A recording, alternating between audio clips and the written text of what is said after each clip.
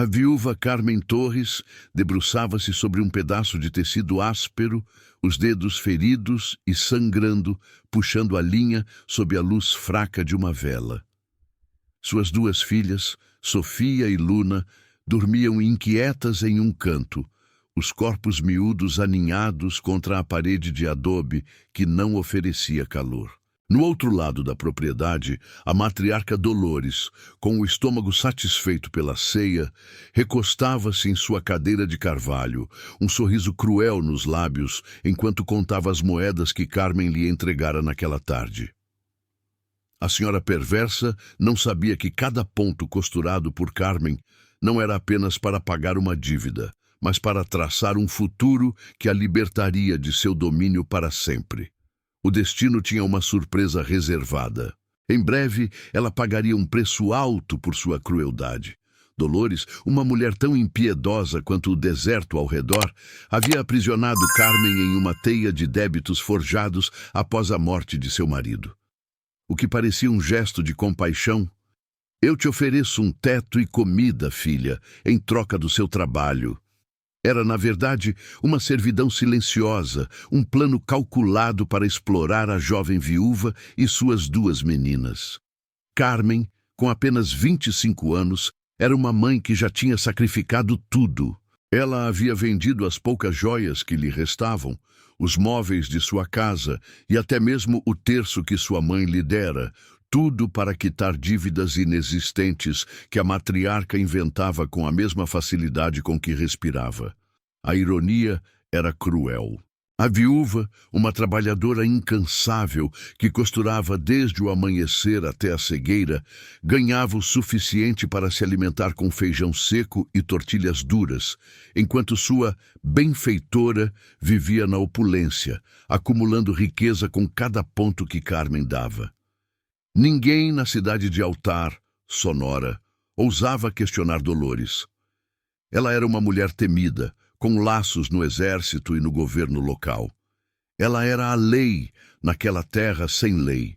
As pessoas viam a casa da viúva a poucos metros da fazenda luxuosa e pensavam que era um ato de caridade. Quão cegos eles estavam! Se ao menos soubessem a verdade, se tivessem visto os dedos em carne viva de Carmen e o desespero em seus olhos, talvez a história tivesse sido diferente. Mas as pessoas preferem acreditar em mentiras que lhes dão conforto.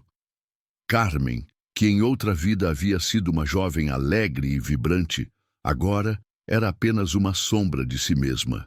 Suas bochechas estavam fundas, e seus olhos, que antes brilhavam com a luz da esperança, agora estavam apagados pela exaustão.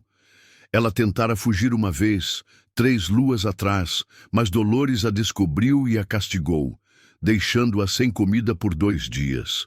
As crianças, Sofia e Luna, também sentiram o castigo. A lembrança do choro de suas pequenas com fome era uma faca no coração de Carmen, e isso a manteve presa àquela masmorra. Mas aquela noite era diferente. A lua cheia brilhava no céu e um vento morno sussurrava promessas de liberdade. Carmen costurava um vestido de festa para a filha de um coronel, um trabalho que lhe custara 2 semanas de noites em claro. Em suas mãos, o vestido era uma obra de arte, com bordados de renda que pareciam teias de aranha prateadas. No entanto, na noite anterior à entrega, ela, com o coração acelerado e uma decisão que a enregelava, usou uma agulha grossa para rasgar o forro do vestido. O tecido que agora escondia o mapa da fuga era seu bilhete de saída. O que Dolores não sabia era que o vestido, avaliado em uma pequena fortuna, era a chave para a sobrevivência de Carmen. A matriarca pensou que uma costureira descuidada havia estragado a peça e cobrou de Carmen uma multa exorbitante, uma quantia impossível de pagar. Com um sorriso de satisfação, Dolores pensou que Carmen não poderia mais sair de sua jaula, que já não havia nada que a jovem pudesse fazer. Mas ela não sabia que a dívida que Carmen havia acumulado com essa destruição do vestido era a desculpa perfeita para seu plano. Você terá que trabalhar o resto de sua vida para me pagar, dissera Dolores com um brilho maligno nos olhos. O que a velha cruel não sabia era que a vida a faria pagar por cada lágrima que ela tinha feito Carmen derramar. No silêncio da noite, Carmen esgueirou-se pela escuridão, o coração batendo como um tambor. Acordou suas filhas com carinho e um sussurro que era mais uma súplica que uma ordem. Meus amores, vamos para um lugar melhor, disse, e as meninas, confiando em sua mãe, a seguiram sem questionar, suas mãozinhas agarradas à sua saia. Carmen carregava uma bolsa com água e algumas tortilhas, suas únicas posses. Enquanto se afastava, o povo dormia, alheio à tragédia que se desenrolava e ao milagre que estava prestes a acontecer. Nenhuma alma no mundo poderia ter imaginado que aquela pobre viúva, tão frágil e desamparada, seria o começo de uma lenda. Sua história começaria com uma fuga desesperada, uma noite de terror no deserto e um encontro que mudaria o curso de sua vida e a de muitos para sempre. O karma nunca se esquece, e em breve Dolores o descobriria da maneira mais dolorosa. A vida cobraria cada lágrima derramada. O calor do sol de Sonora, que durante o dia era um castigo brutal, transformou-se em um frio que gelava os ossos da noite. Carmen caminhava, com os pés descalços e doloridos, carregando Luna, a mais nova, enquanto Sofia, de apenas 5 anos, se arrastava ao seu lado, o rosto coberto de lágrimas e terra. Faziam 3 dias que estavam fugindo, alimentando-se das poucas tortilhas e da água que se acabavam. Carmen sentia o peso da culpa e do desespero, mas sabia que não havia como voltar. Retornar significava entregar suas filhas a uma vida de servidão, um destino pior que a morte. Dolores, ao amanhecer, descobriu a fuga e um grito de raiva escapou de sua garganta. Não era o valor do vestido que a enfurecia, mas a audácia de Carmen. Como aquela minhoca ousava escapar de seu controle, Dolores ordenou a seus capatazes que a procurassem, não com a intenção de perdoá-la, mas de lhe dar um castigo exemplar, um que ninguém na cidade pudesse esquecer. Tragam-me essa mulher, viva ou morta, dissera a matriarca com um brilho perverso nos olhos, mas certifiquem-se de que ela sofra. Se ao menos ela soubesse que a fuga de Carmen não só marcaria seu fim, mas também o de sua dinastia. O sol do meio-dia castigou a pele das meninas e Carmen, vendo a palidez em seus rostos, soube que o fim estava próximo. Parou à sombra de um mesquite solitário, suas mãos trêmulas procurando em sua bolsa um rastro de comida ou água. Não havia nada. As meninas a olharam com olhos suplicantes, e Carmen sentiu que seu coração se partia em 1000 pedaços. Por favor, mamãe, estou com sede, sussurrou Sofia, e Carmen a abraçou com força, suas próprias lágrimas caindo sobre o cabelo da menina. Logo, meu amor, logo encontraremos um lugar para descansar, mentiu, sentindo o sabor amargo da derrota. O que Carmen não sabia era que, a poucos metros de onde ela desabava, um grupo de guerreiros apaches havia sido emboscado. Entre eles estava Amaru, o líder, gravemente ferido em uma perna, e seus homens haviam fugido para alertar o resto da tribo. Amaru estava sozinho, sangrando, escondido entre as rochas, esperando o fim inevitável. A ironia era cruel. Um guerreiro orgulhoso, temido por seus inimigos, e uma viúva indefesa, ambos à beira da morte, estavam prestes a se encontrar no vasto deserto. Se ao menos ele soubesse que a mulher frágil que se aproximava seria sua salvação. Os capatazes de Dolores, com seus rifles erguidos e seus cavalos galopando, não encontraram o rastro de Carmen. Sua crueldade os cegara.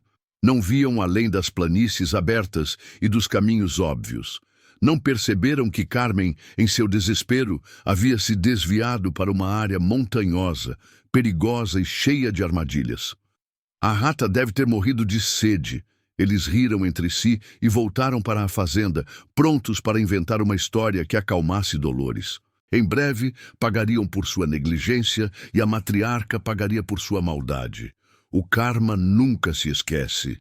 Carmen, com suas filhas desmaiadas em seus braços, tropeçou em uma pedra e caiu. A dor em seu joelho era insuportável. Ao levantar os olhos, viu uma caverna escura. Com uma força nova e desesperada, ela se arrastou para a entrada, buscando refúgio do sol escaldante. E ali, no interior, viu Amaru, o guerreiro Apache, recostado contra a parede, a perna sangrando e o rosto contorcido de dor. Era uma imagem imponente, apesar de sua fraqueza. Seu olhar, cheio de desconfiança e orgulho, encontrou o dela, cheio de súplica. "Trabalharei como escrava se nos proteger", sussurrou Carmen, com uma voz que era apenas um fio. Amaru, com a fúria de sua dor e a surpresa da situação, gritou: "Sua dor despertou algo morto em minha alma." Naquele momento, tudo mudou. A viúva frágil e o guerreiro ferido, cada um pária em seu próprio mundo, se encontraram no deserto para forjar um destino que ninguém poderia ter imaginado. Dolores, de volta à fazenda, bebia um copo de vinho caro, satisfeita com a ideia de que Carmen havia perecido no deserto. Seu sorriso se alargou ao pensar que a pequena fortuna de sua costureira agora lhe pertencia para sempre. A cruel matriarca não sabia que o amor que estava se acendendo no deserto seria a chama que um dia a consumiria e a tudo o que ela amava. Carmen, em seu desespero, havia oferecido sua alma, seu trabalho e sua vida pela segurança de suas filhas. O que Amaru viu em seus olhos, no entanto, não foi o olhar de uma escrava, mas o de uma leoa que protegeria seus filhotes a qualquer custo. Apesar de sua dor, o orgulho de um líder Apache o impedia de aceitar tal servidão. A cura que Carmen lhe ofereceu foi, na verdade, uma oferta de igual para igual.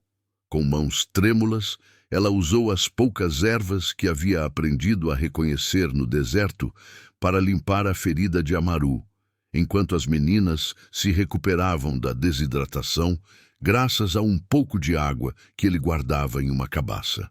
Carmen havia encontrado refúgio, não como serva, mas como protetora de sua própria família. O que Dolores não sabia era que o homem que Carmen estava curando era uma figura mítica na fronteira, o líder de uma tribo Apache tão elusiva quanto o vento. A matriarca pensava que havia despachado uma simples costureira, uma viúva sem valor. Mas o que ela havia feito era empurrá-la diretamente para os braços de um poder que ela nem sequer podia imaginar. Se ao menos Dolores soubesse que cada dia que passava em sua fazenda luxuosa era um dia a menos para seu domínio, que o karma a espreitava como um animal faminto, seu sorriso cruel teria congelado em uma careta de terror. Os dias se tornaram semanas. Amaru se recuperava sob o cuidado de Carmen. Ela, que só sabia de linhas e agulhas, surpreendia-se curando as feridas do guerreiro, aprendendo a identificar mais ervas e a caçar pequenos animais. Suas filhas, Sofia e Luna, floresceram na liberdade. Já não tinham medo de falar, de rir. Carmen, por sua vez, recuperou a luz em seus olhos, uma luz que Amaru notou e admirou. Havia algo nela, uma tenacidade silenciosa, que o atraía. No entanto, sua conexão não passou despercebida. No acampamento Apache, para onde Amaru levou as 3 mulheres assim que se curou, os murmúrios se espalharam como um incêndio. Paloma, uma guerreira Apache de grande beleza e orgulho, o olhava com olhos cheios de fúria. Paloma havia sido prometida a Amaru desde a infância, um acordo ancestral para unir as tribos. Para ela, Carmen era uma intrusa, uma estranha de pele pálida que havia capturado a atenção de seu futuro marido. A rivalidade entre as duas mulheres era palpável, uma tensão que ameaçava explodir. Paloma não podia imaginar que a viúva que desprezava seria a chave para a sobrevivência de sua tribo. Em breve, o destino lhes demonstraria que havia um inimigo muito maior que seus ciúmes. Na fazenda, o coronel Vasques, um oficial corrupto que servia aos interesses de Dolores, havia ouvido rumores de uma mulher que havia escapado. Mas para ele, a história era mais pessoal. Vasques vira Carmen na cidade, cobiçara sua beleza humilde e a considerara como mais uma propriedade para sua coleção. A ideia de que ela havia desaparecido o enfureceu. Vasques, com seu ego ferido e sua sede de posse, montou uma expedição para recuperar a fugitiva e levá-la à justiça, uma justiça que só ele podia inventar. Se ao menos ele soubesse que a mulher que procurava já não era a viúva assustada que ele se lembrava, mas a protegida do líder Apache que ele havia tentado matar na emboscada. Dolores, ao saber da expedição de Vasques, sentiu-se satisfeita. O coronel era um homem cruel, sem escrúpulos. Ela sabia que ele daria a Carmen o castigo que ela desejava.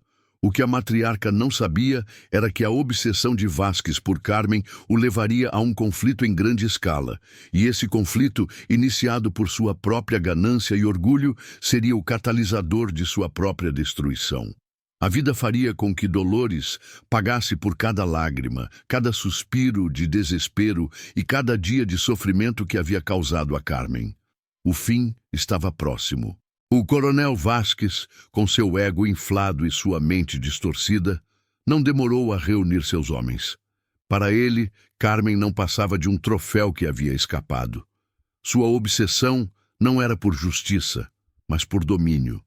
Se ao menos ele soubesse que a mulher que procurava, antes frágil e assustada, agora era a protegida de Amaru, o mesmo líder Apache que ele tentara emboscar para roubar suas terras e suas riquezas. Vasques se julgava um caçador, mas não sabia que estava entrando na toca do leão e que a presa que ele tanto almejava seria a causa de sua queda. Dolores, em sua fazenda, esfregava as mãos de alegria. O coronel lhe prometera que Carmen voltaria, humilhada e destroçada, para pagar por sua ousadia. O que Dolores não sabia era que o coronel tinha seus próprios planos para Carmen, que a veria como sua, e que a dívida que ela pensava ter com ele era uma mera farsa. O karma, lento mas implacável, estava tecendo a rede que aprisionaria ambos em sua própria maldade.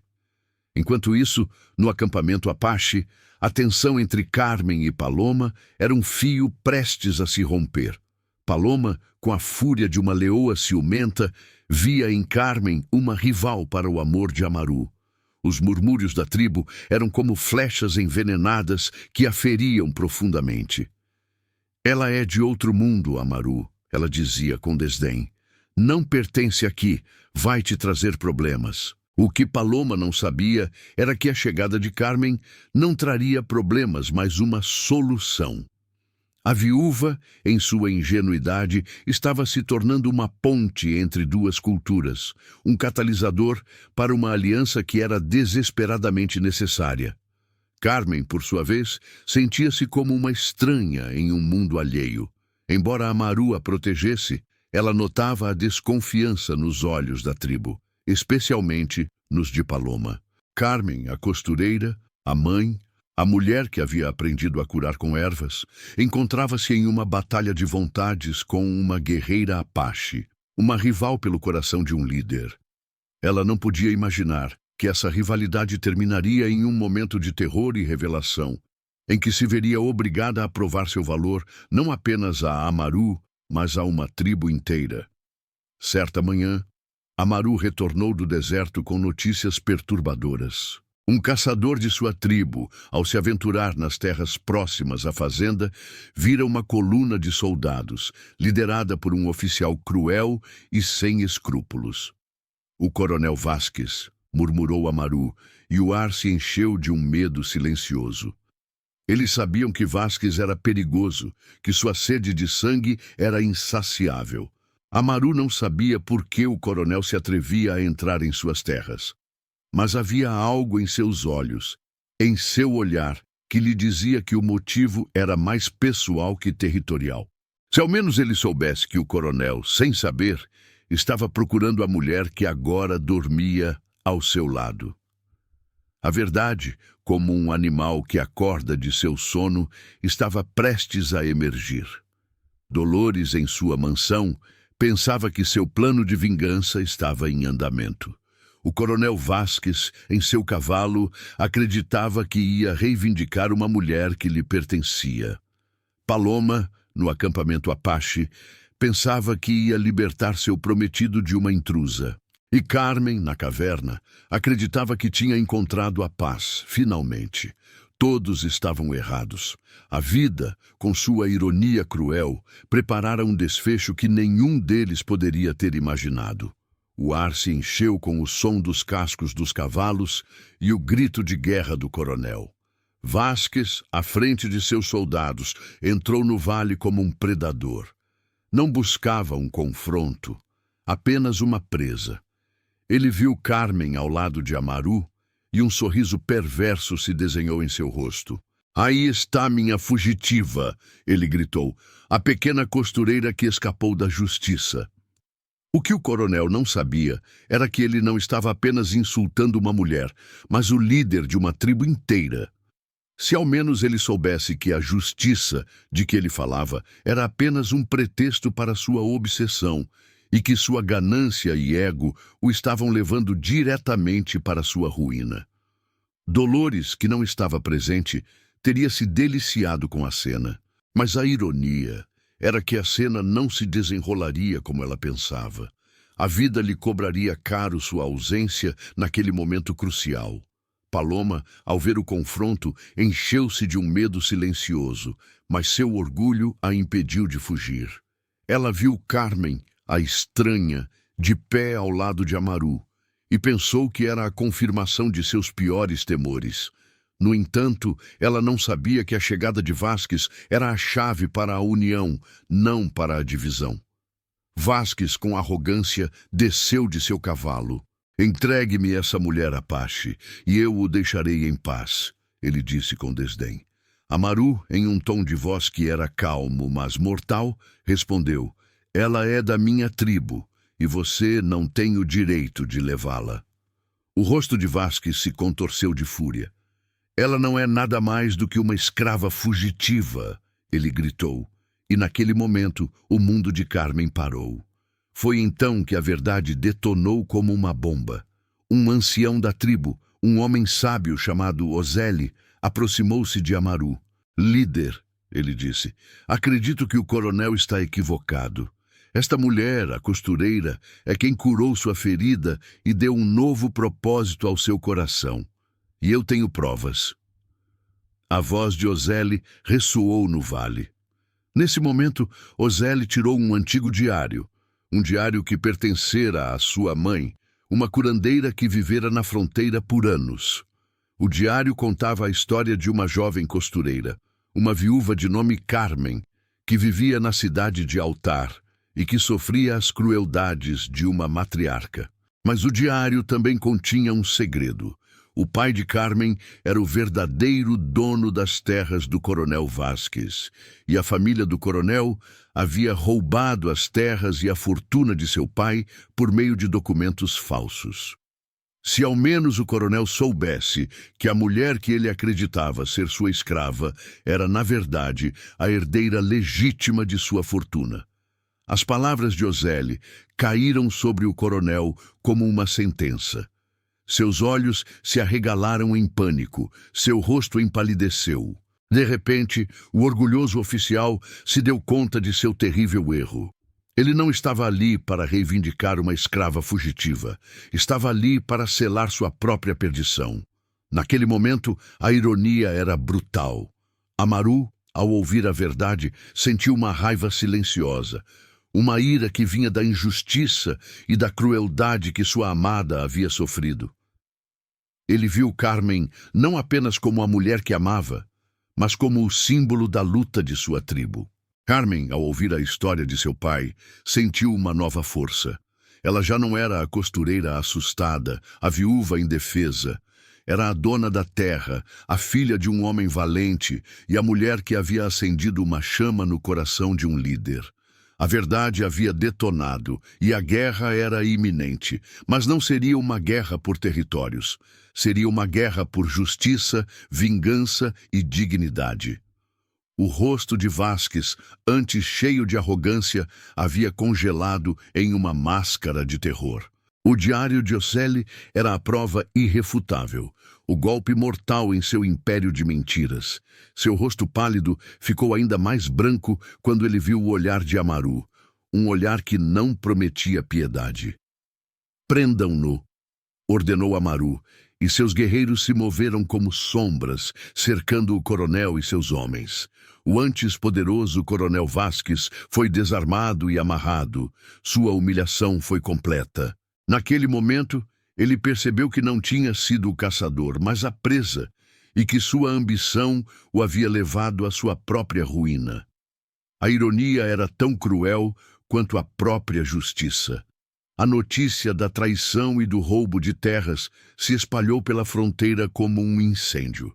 Não apenas a tribo Apache ouviu, mas também os colonos, os fazendeiros e os comerciantes. Dolores, em sua fazenda, ouviu a história com um terror que a paralisou. Seu plano de vingança havia se voltado contra ela, e a viúva que ela acreditava estar morta era, na verdade, uma heroína, uma líder, a dona legítima das terras que ela mesma cobiçara. A queda de Dolores foi tão dramática quanto sua crueldade. As pessoas da cidade, que antes a temiam, agora se levantavam contra ela. A verdade sobre suas dívidas fraudulentas, seus enganos e sua exploração foi revelada ao público. Seus empregados a abandonaram, seus aliados se afastaram e seus bens foram confiscados. A matriarca, que havia desfrutado de seu poder, agora se via reduzida à pobreza, sozinha em uma mansão vazia. A ironia foi brutal. A costureira que ela explorara agora era a dona da terra que ela havia roubado. Enquanto isso, no vale, a ascensão de Carmen foi completa. Paloma, a guerreira que uma vez a vira como uma rival, agora a olhava com respeito. A viúva frágil que havia chegado à tribo agora era uma líder, uma voz de esperança.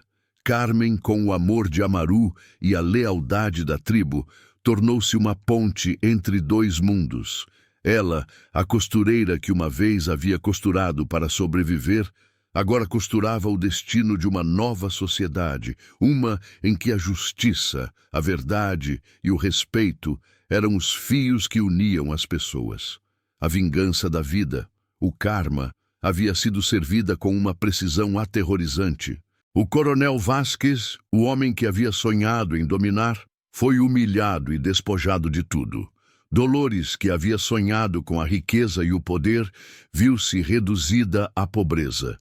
E Carmen, a viúva que havia sofrido em silêncio, tornou-se uma lenda. O tempo, o grande curador e o juiz mais implacável, mostrou a nova realidade. A viúva Carmen, que havia fugido da opressão, agora se erguia como a líder do vale, uma figura respeitada pelos apaches e pelos colonos honestos que agora viviam em paz. Com o amor de Amaru ao seu lado e o apoio de sua tribo, Carmen não apenas restaurou a fortuna de seu pai, mas também construiu um novo povoado, um lugar onde a justiça e a dignidade eram os pilares. Suas filhas, Sofia e Luna, cresceram fortes e livres, longe da sombra da crueldade de Dolores. A história de sua mãe, a costureira que se tornou líder, era a lenda que as meninas contavam a seus próprios filhos. Uma história de coragem, de amor e da justiça que o destino havia preparado. E Dolores, a cruel matriarca, foi forçada a viver na miséria, sozinha e esquecida em sua mansão vazia. Sua riqueza havia evaporado, seu poder havia se dissolvido e seu nome era um sussurro de desprezo na cidade. A vida a havia feito pagar por cada lágrima de Carmen. E o coronel Vasquez, o homem que havia sonhado com o domínio, foi preso e despojado de sua patente, seus crimes expostos à luz do dia. A história de Carmen, a costureira que se tornou lenda, é uma lição para todos nós. Ela nos lembra que o karma é um juiz que nunca se esquece. Nos ensina que a ganância e a crueldade sempre têm um preço, e nos mostra que a verdadeira força não está no poder ou na riqueza, mas na dignidade, no amor e na vontade de lutar pela liberdade. Não julgue pelas aparências, pois aqueles que semeiam o mal colherão sua própria destruição. E aqueles que sofrem em silêncio, cedo ou tarde, se levantarão com a força de um furacão para reivindicar o que é seu por direito.